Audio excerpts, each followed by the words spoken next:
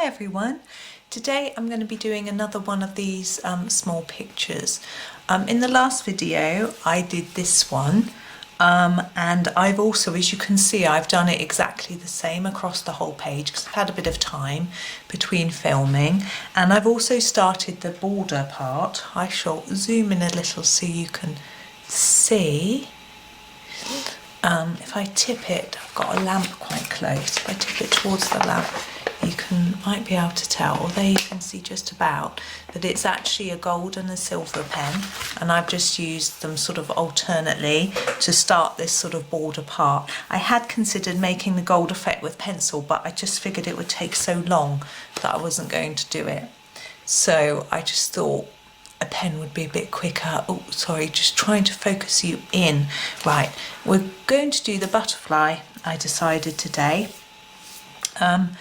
I'm going to start with the leaves, and we may do more than one item, just depends how long it all takes really. I'm aware that, you know, people like my videos about 20 minutes long. It just depends how long each of these little ones takes. So I'm going to start with number 5, and I'm going to start working on the leaves. Now, as I often do for leaves, I'm going to do a darker part at the bottom and then gently blend the colour towards, lighten the colour, sorry, towards the middle. And I'm just going to do a little bit darker on the tip as well and lighten that towards the middle. And I'm going to do the same on all of the leaves. Now I've been thinking about a background on each of these little sections. My original idea was to do rainbow colours. There are 9 pictures, so we don't have all the, we need a few more than the colours of the rainbow, but I thought I could add in some pinks or something. But because I'm planning on doing each of these little pictures in any colour that I wish, so it might be quite a mix of different colours, I thought it might end up looking like a big mishmash. And so because the gold and silver sort of would tie it all together a little bit, I thought maybe I would do a little bit of background around each item in the same colour. And I think blue is going to work with every single one because they've, oh excuse me, rubbing my itchy eye. They've either got a sky or a sea behind them, so I think blue would work. We might be a bit trickier with I mean, that one's got a little star there, and it comes beyond the edge, so I'm not quite sure if it's going to work completely, but anyway, we'll give it a go. Number 50 now for the rest of the leaves. And I don't want to leave that bit white, although you could and make it look shiny. I just want to add in some colour, and it will still look, it might still look a bit shiny, but I think it just brings it together a little more. Some people are quite fond of leaving quite a big white gap. It just depends what effect you want to get. I like to bring it together a bit more. So if I was going to leave a gap, I wouldn't leave it quite this big. But as I say, it's sort of a matter of personal taste really. Okay, now our butterfly. I'm going to start with the body part. I don't know why. I'm sort of procrastinating doing the wings because I haven't decided what colour to do them. So I'm going to use number 8, which is my dark grey. And I'm going to start on the edge. I'm pretty sure I've done butterflies before in videos, but this is obviously unique. I haven't done this one before. So what you can see I'm doing is putting a darker colour around the edge, and I'm going to do the same on this bit, even though it's quite narrow. And then on this one I gently brought the colour in a little bit. Now I'm not sure what to do with this bit, whether to do it as if it's sticking out or just sort of blend it in. I think I'll do a little edge around it in dark grey to make it look slightly 3-dimensional, and then just a little bit of colour around the edge, and on the head all the way around, just a little. And then I can go for my lighter grey, which is number 80, and finish it off. Now this one I didn't scumble any colour towards the centre and try and, because it's so thin, and I think it'll work anyway. Look, it doesn't look too messy. Whereas I think with a larger area you need to just slightly fade out your colour a little bit to make it work, or else you can get a line between them, which doesn't always look very nice. There we are. Now wings. I'm wondering whether to use the colours that I've used in this one and use those across everything, but then I'm not going to use it for the tree. You can't really see, but so I think I'm just going to go for what I want, and I'm going to go for red. Red. Let's go for red. I'm not going to go for red. I'm going to go for this number 23, which is our very pinky red. I think that'll be fun. And what I'm going to do is use it quite heavily here, so lots of layers on top of each other here, and then gently fade it out a little bit as we go down the wing.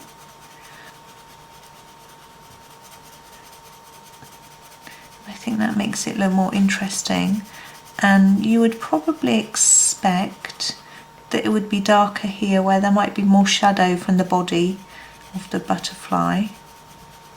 I'm just going to add a little bit more colour through that. Now under this marking, I shall do this marking in a different colour. I can do a lighter colour and think about whether I want to make it darker, maybe at the bottom a little bit. I think I will do that. So I'm just doing it. You see, I've got my pencil on the side. Makes it easier for me to get a more even layer. And then I'm going to make it darker down here. So you can see I'm pushing a bit harder, getting some more colour down. And then gently reducing the amount as I go up. So we've got, it just adds a little bit of interest, I think, to the end of the wing there. Often with butterflies I will do a black outline on the wings because it makes them look more realistic, because I think a lot of butterflies do have more colour, more black towards the bottom. I'm not too worried about that on this one. We might do that bit black. I haven't decided yet. Where can you see? If I put my hand like that, you're not going to see. So this one's going to be exactly the same. So lots of layers of colour here. I'm doing this a bit, I won't use the phrase my mum used to use, it sounds a bit old. My hands are not in the best colouring position, so it might look a little bit scruffy. But naturally I want to colour it like that. And that isn't very useful for you guys, is it? So there's that one. I'm not very happy with that. I want that to be darker as well. There we go. Now this bit's going to, again, I'm going to use the same technique I did before, so a nice light bit first. I found it fascinating. I'm a member of several colouring groups, and I've been looking on Instagram, and everyone is so excited by this new book of Johanna's.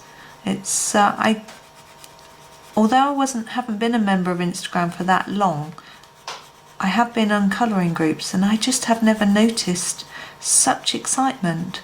It's fantastic, and I've certainly caught the excitement bug.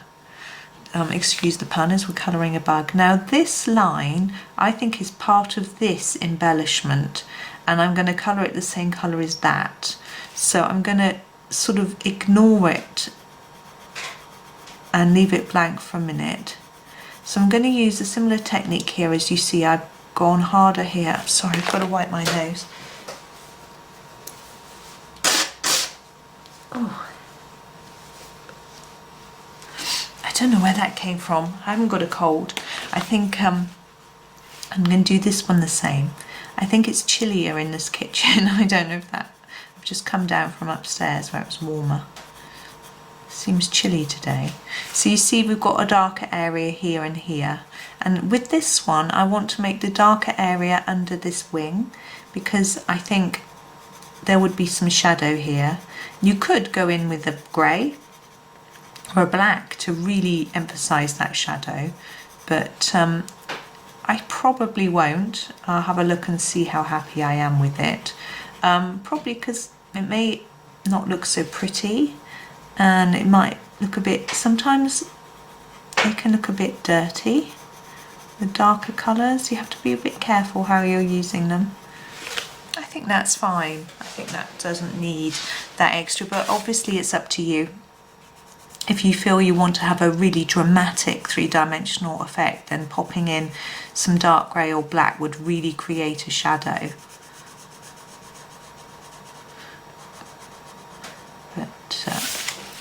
And I know some people like having a darker aspect to their work. Sometimes I like doing a really dark picture. It's quite difficult in Johanna's books because they don't really, most of her pictures, can you see just about, aren't dark, so they wouldn't really want a dark colour. But there's a few from Enchanted Forest and even in Ivy where you can get some blacks out and really go for it. Okay, I think, yep, that's done. Actually, it looks really similar to that one, so I'm going to avoid doing purple for these lines, or else it's going to look so close to that.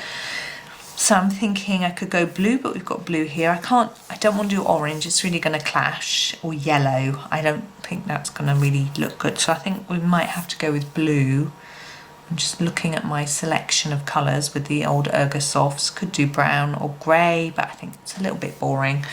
Go for a light blue. Actually, is that light blue? No, this is a lighter blue than the ones used down in this picture, which you can't see. You see we've got quite a lot of blue there. But, oh, let's just move it down. So I'm going to check this blue. And what I'm going to do is I'm just going to apply it without any shading, because it's a marking really, so I think it might just show up. Now often I do black on butterflies, like on the markings, so could do it black. I think it would look more realistic than this blue. I'm not sure I'm really liking this blue, to be honest. So, oh well, I could go over it with a black. I think I'm going to leave it. I think it looks gentler in the blue, but I don't know whether it really goes with this pinky colour. There. Right, let me look at the time, 12 minutes. Right, that's good. I'm going to do another one. I'm just going to write down the colours I used. So hold on, I'm going to pause.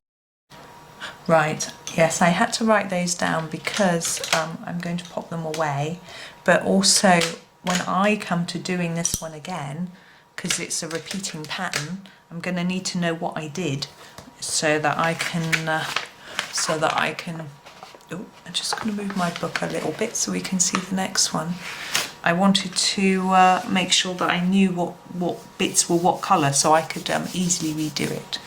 Right, we have our fish. Now I'm going to start with the stones. I absolutely love colouring stones and rocks. I don't know why, I'm completely bonkers. I'm going to choose 3 browns. So we've got 77 and 76 and 73.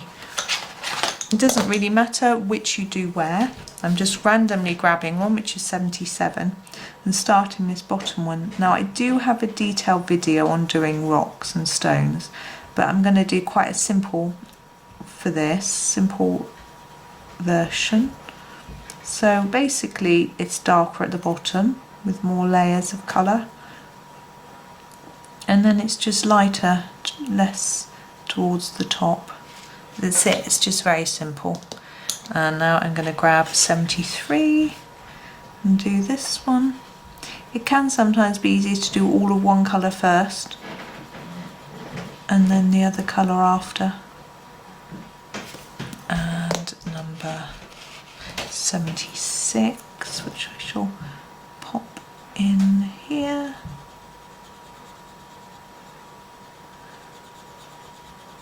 You could do them all the same colour, you could do them greys, there's lots of different ideas. I'm back to number 73. It's a bit confusing, I go popping back and forth with the colour. And I'm going to do this one in 73 as well. It's a bit quicker to do, not keep swapping pencils all the time. And now I am at 76, which was that one. We're just going to have two next to each other, which would look more natural anyway, for them not all to be different. And number 77 for the last one. Now if you want the stones to look a little bit more three-dimensional, put some shadows around them so they jump out. So I'm going to just show you with the grey, number 8. And if we just go over that black line and a little bit above, it can just make it look like it's behind a little bit more. So just go around all of these. You can use the black for this as well if you want to. And it just gives a slightly more three-dimensional feel. It's only quite small. Now we've got two lots of greenery. We've got these sort of grassy bits, and we've got these little tiny, these tiny bits are so small. I'm going to do those first with number 57. I'm not going to shade them or anything, they're very small. And I'm just going to do an even amount of this colour. Now the grassy bits I could do in more than one colour, so I could do darker at the bottom and lighter at the top or something like that, but my problem is that they're broken up by the fish. So if I start this with a light colour and then do that dark, it might look a bit detached because you can't see the transition of colour through the leaf. So for that reason I'm going to do them just one plain colour. So I'm going to grab my number 52. I can still fade this colour a little bit by making it heavier here. Gosh, this is a sharp pencil. I have to be careful I don't break it. And so it's a little bit paler, you see, at the end, but because you can see it's the same colour, it doesn't look detached. I hope you know what I mean. It's also quicker and easier to do it this way if you're looking for speed. Oh, I'm trying to work out what's going on here. I think this is the stalk, this is the grassy bit, here and here, because that's the stalk of that one. There we go. Now we've got bubbles here as well, which is I'm thinking about, because I'm not doing a background in a normal sort of way. I'm only doing a little bit around the edge of each picture. The bubbles may not have any background behind them. I might not stretch my background out that far. I haven't quite decided yet. So I'm wondering whether to just colour the bubbles actually in blue as if they're water. So I'm just thinking about that idea while I colour. And also thinking about what colour to colour the fish. I think I'm going to do them oranges because I like colouring fishes goldfish.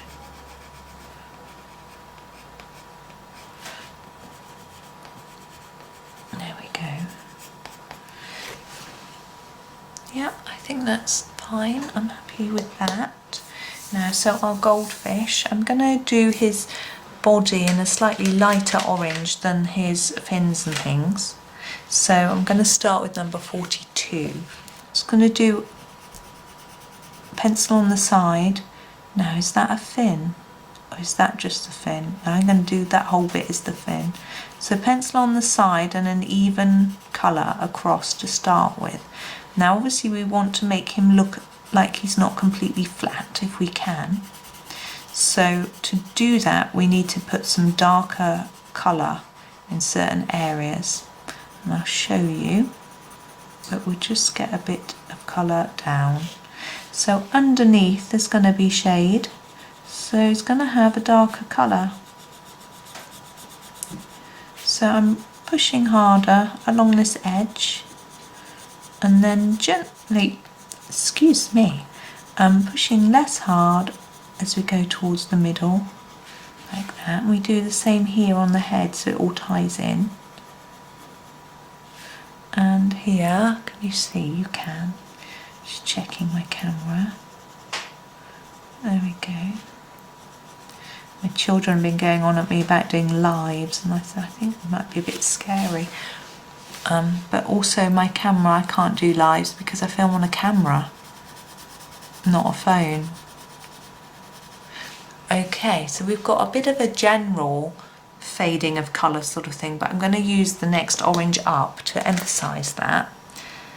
This is the number 4. Now I'm going to be gentle with this though. I want to try and make sure it blends in, so I don't want a really hard line that, you know, so it just looks like it's a different colour. I want a transition going on. So you see what I'm doing? I'm putting a few layers here and then gently bringing it towards the middle. You don't have to use this exact technique, but just find a way so that you can sort of scumble the colour so that it blends in nicely and you don't get a sort of line of colour.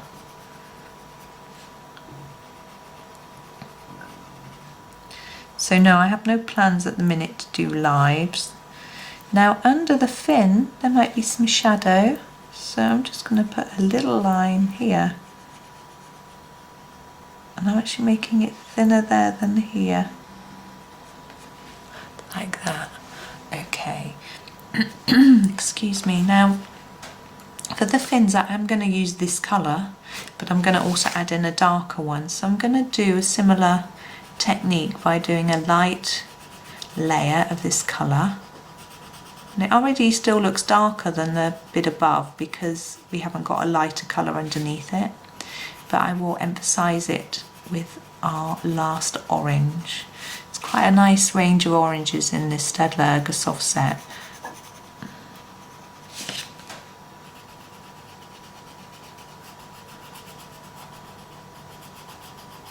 And you don't have to use the same pencils. I know some people find it easier, but you can use any set of pencils you wish. It's just to get an idea of getting the technique and colours and things. Now this bit, I'm going to do a little darker here and lighter towards the middle because it'll help us with that shape to make the fish look more rounded. Now I'm going to do, just colour that bit in where I missed it. Okay, and grab my last orange, which I'm going to use the number 24. Now I find this colour a little harsh, so I'm going to go gently with it. And I'm just going to try and add a little bit around the areas where I think it might be a little bit darker. Maybe there's some shadow, or it just naturally might be a little bit darker somehow. And it adds some interest as well. So I'm trying not to go too far along because this is quite a narrow fin, but I want to make sure that it blends in a little bit.